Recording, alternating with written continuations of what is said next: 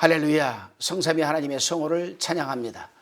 오늘 하루도 말씀과 기도로 하루를 시작하는 여러분에게 하나님의 크신 은혜와 성령의 감동과 축복이 함께 하시기를 바랍니다. 오늘은 여호수아서 14장 1절로 15절의 말씀을 나눕니다. 여호수아서는 크게 보면 두 부분으로 나누어질 수 있습니다. 1장으로부터 12장까지는 이스라엘이 가나안 정복 활동에 관한 내용이고 13장으로 24장까지는 이스라엘이 정복한 가나안 땅의 분배에 관한 내용이라고 말씀을 드렸습니다. 오늘 본문 14장은 13장의 요단 동편 땅 분배에 이어서 서편 땅의 분배에 대한 내용으로 1절로 5절까지는 그에 대한 개괄적인 부분이고 6절로 15절까지는 갈렙이 자신에게 약속되었던 땅을 얻게 되는 과정이 기록되어 있습니다. 먼저 1절 말씀입니다. 이스라엘 자손이 가나안 땅에서 취한 기업 곧 제사장 엘르아살과 눈의 아들 여호수아와 이스라엘 자손 지파의 족장들이 분배한 것이 이 아래와 같으니라. 땅 분배에 관여한 사람들은 제사장 엘르아살과 여호수아 그리고 지파의 족장들이었습니다. 제사장 엘르아살은 영적 지도자로서 여호수아는 군사 지휘관으로서 족장들은 각 지파의 대표 자격으로 땅 분배에 참여했던 것입니다. 공동체의 인간은 한 개인의 독단이나 독선에 의해 결정되어지는 것이 아닙니다. 신앙 공동체인 교회도 마찬가지입니다. 공동의회와 재직회의를 거쳐 안건이 실행되어야만 합니다. 만일 그런 과정이 없이 어떤 일들이 추진된다면 그것은 이미 공동체의 본질을 상실한 것입니다. 머리를 맞대고 함께 마음을 모아 일을 진행해 나가는 과정이 있다는 이 사실, 이 바로 공동체의 힘을 증명해 주는 것이 아니겠습니까? 힘들더라도 더불어 가는 곳, 더디게 가더라도 함께 가는 곳이 바로 공동체입니다. 그리고 그것이 바로 참 교회의 모습이 아니겠습니까? 우리 가정 또한 동일합니다. 가정 안에서도 가족 간의 의견을 존중하고 수렴하는 모습들이 꼭 있어야만 합니다. 아버지라고 어머니라고 자식이라고 각자의 입장만 고수하며 독선적인 결정을 내리다 보면 결국 가정이라는 외적인 울타리만 남게 될 뿐입니다. 결국 한 지붕 한 인생이 아닌 두 인생, 아니 한 지붕 각자 인생을 살아가는 분열된 모습 속에서 천국의 축소판이 되어야 할 가정이 지옥처럼 느껴지는 안타까운 상황에 직면하게 될 것입니다. 더불어와 함께의 모습이 존재하는 곳, 그것이 바로 아름다운 참 가정의 모습입니다. 본문 2절입니다. 여호와께서 모세에게 명하신 대로 그들의 기업을 제비 뽑아 9지파와 반지파에게 주었으니, 함께하는 땅 이 분배 결정이었지만 거기에는 명확한 분배 방식이 있었습니다. 바로 하나님께서 모세에게 명령하신 방법, 곧 제비뽑기였습니다. 사실 오늘날 제비뽑기라는 방식은 일면 복불복이라는 우연을 연상하게 하지만 이스라엘의 제비뽑기는 하나님을 신뢰하며 인도하심을 구하는 신앙의 한 방편이었습니다. 비록 제비뽑기는 인간이 하지만 절대 주권자이신 하나님께서 반드시 개입하실 것이라는 하나님께 대한 신뢰와 믿음의 바탕이 된 행위이기 때문에 그렇게 믿습니다. 그렇다면 오늘날 신앙 공동체인 교회가 결정을 내릴 때 기준으로 삼아야 하는 것은 무엇이겠습니까? 그것은 바로 하나님의 말씀 성경입니다. 시편 119편 105절에서 주의 말씀은 내 발의 등이요 내 길의 빛이니라고 하셨습니다. 사람이 아무리 머리를 맞대고 마음을 모은다 할지라도 거기에는 분명한 한계가 있기 마련입니다. 우리 인간 자체가 제한적인 존재이기 때문에 그렇습니다. 분별력을 지니고는 있지만 전체를 보는 안목에는 한계가 있는 것이 우리 인간의 모습입니다. 그러기에 대립과 분열 속에 서로 상처를 주기 십상입니다. 고로 교회 내에서 어떤 결정을 내리게 될 때에 갈등과 반목을 넘어 조화로운 결정에 다다르기 위해서는 하나님의 말씀을 기준으로 삼아야만 합니다. 말씀을 통해 옳고 그름을 분별함으로 함께 발걸음을 내딜 수 있는 방향을 결정해 나가야 합니다. 그렇게 할 때 비로소 교회는 하나님께서 계획하신 선한 목적을 이루게 되는 것입니다. 가정 또한 마찬가지입니다. 온전한 그리스도인 가정으로 서가기 위해서는 선택의 순간마다 늘 하나님의 말씀을 기준점으로 삼아야 합니다. 가족 간 함께 의견을 나누며 대안을 모색해 볼 수는 있지만 중요한 것은 하나님의 말씀에 의지하여 방향을 결정해야 된다는 사실입니다. 그렇지 않을 경우 가족 누군가에게 반드시 상처가 남기 마련입니다. 교회와 가정이 하나님의 뜻에 합일되는 결정을 내리기 위해 유일한 방식은 하나님의 말씀을 따르는 것입니다. 그런 때에 비로소 한치 오차도 없으신 하나님 안에서 그 결정을 어떤 갈등과 대립이 없이 순조롭게 진행되어 나갈 수가 있습니다. 본문 3절로 4절 말씀입니다. 두 지파와 반지파의 기업은 모세가 요단 서편에서 주었으며 레위 자손에게는 그들 가운데서 기업을 주지 아니하였으니 요셉 자손은 므낫세와 에브라임의 두 지파가 되었습니다.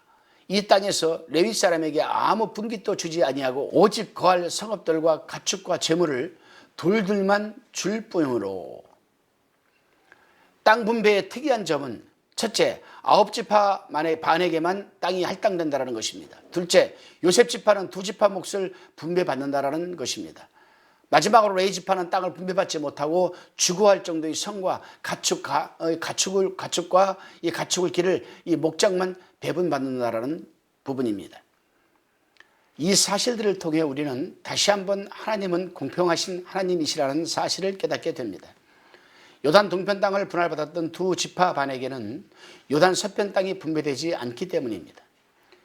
한 지파에게는 이 두 지파가 된 요셉 지파 곧 에브라임과 므낫세 지파에게는 그 인원에 맞도록 땅이 할당되기 때문입니다. 더 나아가 하나님을 섬기는 일을 이 전담하는 레위 지파를 위해 나머지 모든 지파들이 그들을 책임지도록 하시기 때문입니다. 누구 하나 소외되지 않고 형편과 역할에 맞게 하나님께서 공평하게 땅을 분배하고 계신 것을 우리는 알 수가 있습니다. 인간이라면 어느 한쪽으로 치우칠 수 있습니다. 고작해야 이 차원밖에 고려하지 못하는 유한함을 지니고 있기 때문입니다. 하지만 우리가 믿고 따르는 하나님은 3차원, 4차원을 넘어서는 차원 위에 존재하시는 전능하신 하나님이십니다. 그러기에 각 사람의 처지와 형편에 맞도록 공평하게 상을 주시며 역할을 감당하게 하십니다. 그 어떤 상황에서도 하나님을 신뢰하며 순종해야 할 이유입니다. 이제 6절에서 15절까지는 갈렙이 모세로부터 약속받았던 땅에 대한 분배를 요청하는 이 장면과 그에 대한 수락 과정이 기술되어 있습니다. 갈렙은 12명의 정탐꾼 중 한 사람으로 가나안 땅을 정탐했었습니다. 10명의 정탐꾼들은 땅 정복에 부정적인 의견을 피력한 반면에 갈렙과 여호수아는 하나님께 대한 믿음 속에서 긍정적인 모습을 보고를 했습니다. 결과적으로 하나님을 불신했던 이스라엘은 40년간 광야에서 방랑하다가 그만 다 가나안도 들어가지 못하고 죽고 말았습니다. 오히려 광야에서 태어난 광야 2세대와 갈렙, 여호수아만이 가나안 땅에 들어가게 되었습니다. 그러니까 출애굽 1세대 중에서 가나안 땅을 들어간 이 장본인들은 바로 갈렙과 여호수아 단 두 사람이었습니다. 당시 믿음의 눈으로 상황을 바라보며 끝까지 순종했던 갈렙에게 하나님은 그가 정탐하며 밟았던 땅을 그와 그의 자손에게 주신다고 약속하셨습니다. 오늘 상황은 갈렙이 이제 자신에게 약속되었던 그 땅 헤브론을 달라고 요청하는 장면입니다. 본문 10절 말씀입니다. 이제 보소서, 여호와께서 이 말씀을 모세에게 이르신 때로부터 이스라엘이 광야에 행한 이 45년 동안을 여호와께서 말씀하신 대로 나를 생존케 하셨나이다. 오늘날 내가 85세로 돼. 갈렙이 정탐을 하시던 때의 나이는 40세였고 지금 땅 분배를 요청하는 시점의 나이는 85세입니다. 무려 45년이라는 시간이 흐른 후였습니다. 그렇다면 갈렙으로 하여금 45년이라는 긴 시간 동안 기다릴 수 있게 했던 원동력은 무엇이었겠습니까? 바로 하나님 말씀에 대한 신뢰와 믿음이었습니다. 하나님의 언약에 대한 신뢰와 믿음이 그로 하여금 그 긴 시간을 기다리며 인내할 수 있는 힘이 되었던 것입니다. 하박국서 2장 3절 말씀을 보게 되면 이 묵시는 정한 때가 있나니 그 종말이 속히 이르겠고 결코 거짓되지 아니하리라. 비록 더딜지라도 기다리라. 지체되지 않고 정령 응하리라고 기록되어 있습니다. 하나님의 말씀은 공연한 말씀이 아닙니다. 하나님의 말씀은 예언의 능력이 있고 성취의 능력이 있습니다. 이 두 가지가 있습니다. 예언과 성취. 그렇기 때문에 더딜지라도 이루어지는 때가 반드시 있는데 이것을 원어로 카이로스라고 합니다. 하나님께서 정하신 때, 즉 카이로스, 그 때가 되면 반드시 이루어집니다. 오늘 갈렙은 더딜지라도 반드시 그때 카이로스가 올 것임을 믿으며 인내하고 기다렸던 것입니다. 마침내 그때 카이로스가 왔고 결과적으로 그 언약이 성취되는 것을 직접 경험하게 됩니다. 그렇습니다, 여러분. 믿음은 어떻게 보게 되면 기다림이라 할 수 있습니다. 하나님께서 하신 말씀은 반드시 이루어 주신다는 사실을 믿고 기다리는 겁니다. 그런 차원에서 우리에게 주어진 하나님의 말씀인 성경은 일종의 약속음이라 할 수가 있습니다. 때, 카이로스, 그 카이로스 때가 되면 어김없이 그 약속이 실현되기 때문입니다. 잘 아시는 것처럼 우리 그리스도인들이 가장 못하는 일이 있습니다. 바로 하나님을 믿는 것입니다. 하나님의 말씀은 믿는 것입니다. 설령 믿더라도 잘 기다리지 못하는 것이 바로 우리의 모습입니다. 오늘 갈렙은 하나님을 믿었습니다. 카이로스, 즉 때가 되면 반드시 하나님의 말씀이 이루어질 것이라는 사실을 믿었습니다. 그리고 그 믿음의 토대 위에서 무려 45년이라는 긴 시간을 인내하며 기다렸습니다. 결국 그 믿음과 인내의 근간 위에서 하나님의 약속이 실현되는 것을 몸소 체험하게 되었다는 사실입니다. 오늘 우리 그리스도인에게 요청되는 가장 절실한 모습이 있다면 바로 믿음과 인내가 아니겠습니까? 믿음과 인내라는 통로를 통해 우리는 하나님이 약속이 우리 삶에 성취되는 것을 경험하게 됩니다. 한편으로는 오늘 우리는 갈렙의 모습을 통해 믿음은 하나님께서 함께 하심을 믿는 것임을 깨닫게 됩니다. 45년 전 갈렙은 백성들 앞에서 올라가서 그 땅을 취하자 능히 이기리라.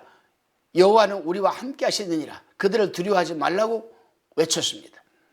45년이 흐른 후에도 갈렙은 여호와께서 나와 함께 하시면 내가 여호와께서 말씀하신 대로 그들을 쫓아내리이다 하며 회중 앞에서 선포하고 있는 것을 우리는 보게 됩니다. 그렇습니다, 여러분. 믿음은 어느 곳 어느 때 어느 상황 어느 상태 앞에서라도 하나님께서 나와 함께 하심을 신뢰하고 믿고 선포하는 것입니다. 그리고 믿는 것입니다. 그럴 때 상황과 사람으로부터 오는 두려움을 떨쳐내며 가야 할 그 길을 중단 없이 걸어갈 수 있는 능력이 생기는 것입니다. 오늘도 주님께서는 우리에게 새로운 한날을 주셨습니다.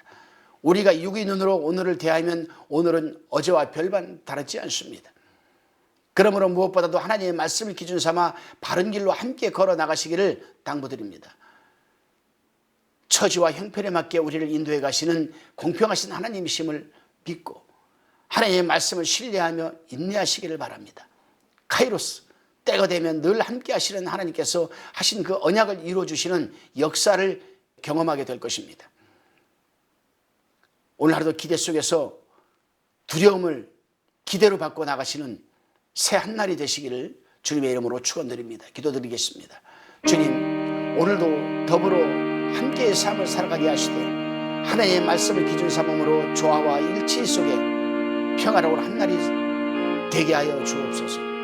무엇보다도 하나님과 하나님의 말씀으로 또한 믿음으로 그 어떤 상황 앞에서도 두려워하지 않고 인내하게 해주시고 그를 통해 신실하신 주님의 언약이 저희 삶에 또한 현장에서 이루어지는 것을 생생하게 경험하게 되는 복된 한날이 되게 하옵소서. 더 나아가 치밀하게 역사하고 계신 주님 안에서 새로운 의미를 발견하는 새날이 되게 하여 주옵소서. 절대적으로 믿고 감사드리오며 예수 그리스도 이름으로 기도드리옵나이다. 아멘.